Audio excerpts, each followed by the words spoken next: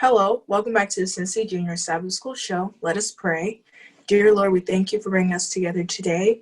Please allow these lessons to be fruitful and for us to adapt these things into our daily lives. In Jesus' name, I pray, amen. So, our first live lesson will take place this week, Saturday at 3:30 p.m. So please make sure to tune in and invite others as well. I want to have the hosts introduce themselves. Hi, my name is Michelle Forjor, and I'll be doing PowerPoint. Hi, my name is Happiness Apoku, and I'll be doing Cornerstone. I will have the guests introduce themselves. I'm Jared, and I'll be participating in the Cornerstone discussion today. I'm Emanuela, and I'll be doing the PowerPoint discussion. Thank you for joining us. If you don't have the PowerPoint book, you can go to www.juniorpowerpoints.org and follow along from there. And if you don't have the Cornerstone book, you can find it online at www.cornerstoneconnections or at sabbathschoolpersonalministries.org. The Bible verse this week is found from Psalms 4, verse 8, and it says, I will both lay me down in peace and sleep, for thou, Lord, only makest me dwell in safety. Amen. Today we are on Lesson 13, and the title is Manners or Murderers. The Patriarchs is found from Micah chapter 6, verse 8, and it says, He has shown you, O mortal, what is good, and what does the Lord require of you, to act justly, and to love mercy, and to walk humbly with your God. I'll now have Emanuela give us the summary of today's story. This week's lesson is about David and how him and his men still lived in the wilderness. And when they were living in the wilderness, they were taking care of a really rich man's sheep named Nabal.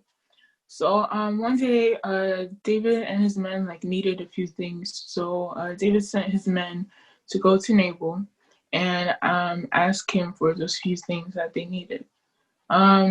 David told his men to ask politely and remind him that they've been taking care of his sheep.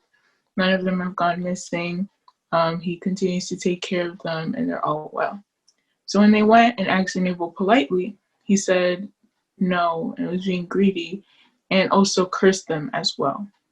So when David's men came back and reported to David what had happened, David became angry. So he decided that he was going to do something about it. So him and his men had gone to Nabal to try to go talk to him about it because they were angry and maybe hurt Nabal. So when Abigail, one of David's men, went and told Abigail about it. So Abigail went and tried to make peace so that David wouldn't try to go do anything that he shouldn't do.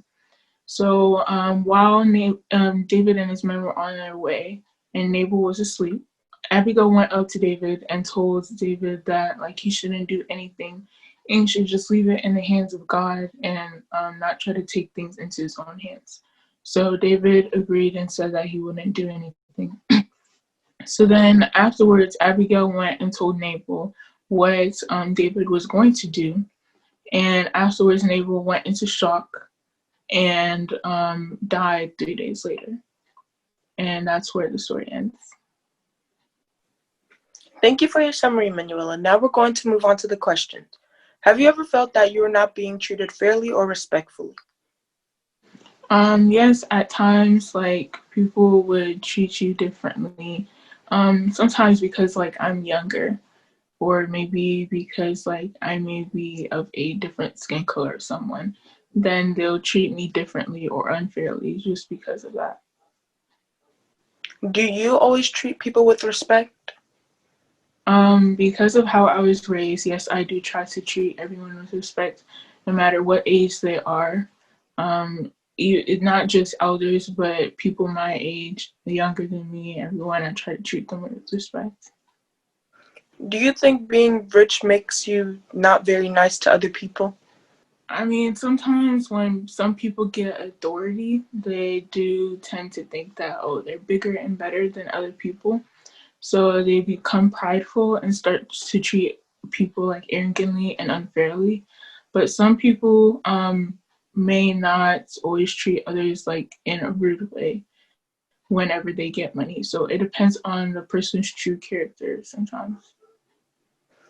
So if you were Nabal, would you have given David and his men what they asked for? And why or why not? Yes, I would, because David and his men were faithfully taking care of Nabal's sheep. They had done nothing wrong against Nabal, and they've always been good to Nabal. So I would give them. I wouldn't be like Nabal and like curse David and his men, but instead give them what they asked for, because I already have like plenty. I agree with you. So, should David have taken matters into his own hands? I think he should have not taken things into his own hands, because that's not the way of God. Because he's a follower of God, he should always leave things in God's hands, because God always knows what's best for us. And in the end, because he left things in God's hands, God ended up taking care of it, and Nabal ended up dying 3 days later. But maybe if David would have tried to take things into his own hands, maybe something worse would have happened. So, do you think Nabal should have died because of what he did? Yes and no. I don't necessarily think like everyone should die. I think like he could have been forgiven or like gotten a warning or something. But it's also like the way of God. He cursed them for asking for something that they needed, even though they have been treating him faithfully. And he was always like arrogant. So because of his character, then yes, he should have died for what he did. Thank you for your responses, Emanuela. The answer to what the four Gospels are is Matthew, Mark, Luke, and John. Now, this week's question of the lesson is, what did you like and or learn from this quarter? So we are now on Cornerstone. This week we're on lesson 13, which is the last lesson of the quarter, and the title is A Glorious End. The key text is found from Daniel 11, verse 36, and it says, "The king will do as he pleases. He will exalt and magnify himself above every god, and will say unheard of things against the God of gods. He will be successful until the time of wrath is completed, for what has been determined must take place. Amen." So now I have Jared give us a summary. In this week's lesson, we look at another vision that Daniel had. In this vision, he was the only one who was able to see it. As those around him were scared, they gave in to the spirit of fear and fled to hide themselves. Daniel was helpless. He had no strength, and his face became pale. And soon a man had come and touched him, which caused him to tremble. The man then began to speak to him and began to tell of the vision that was to be given to him.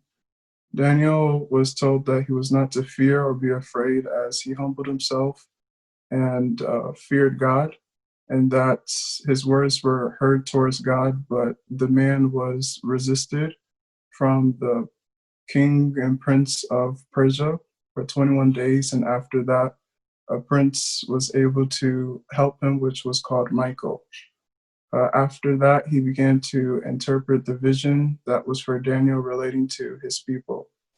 As he did that, Daniel bowed his face towards the ground and he was speechless. Then the man touched his lips, and Daniel said that he didn't have any strength, that he was having anguish.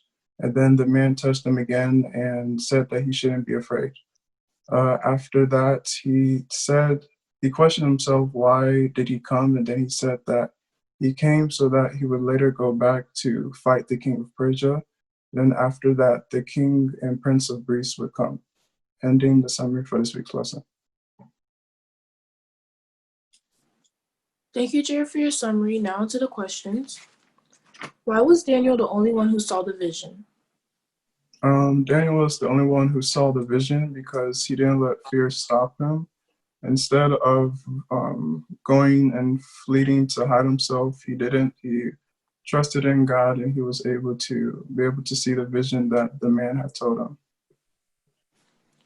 So in the lesson, on one of the pages, there's some punchlines that are listed right there. So what is the punchline that stuck out to you the most? The first one stood out to me the most, which was, I think, from 1 Corinthians 13:2, where it said that if you can have all knowledge, all wisdom, you can be smart, but if you don't have love, it's pointless.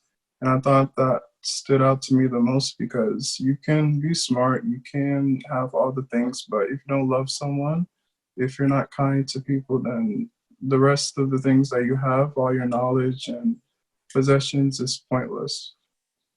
Yeah, I agree with you. So, what is the purpose of prophecy, like your opinion? I think the purpose of prophecy is to provide supernatural information to a person or a group of people to show what is to come and to prepare those who the vision and prophecy will affect. How can prophecies make a difference in our lives? It can make a difference in our lives, like I said, by preparing us, but also being able to see the mysteries and the visions allows us to better grow our faith and trust in God more. Lastly, what can we learn from the lesson?